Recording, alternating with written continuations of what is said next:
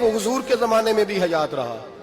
وصال ظاہری کے بعد حضرت ابو بکر کے زمانے میں بھی موجود رہا، عمر کے زمانے میں بھی موجود، حضرت عثمان کے زمانے میں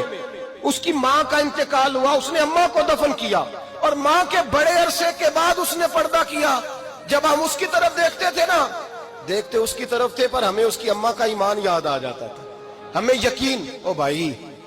کبھی تو نے رب کریم کی بارگاہ میں سر سجدے میں رکھ کے مانگا ہی نہیں،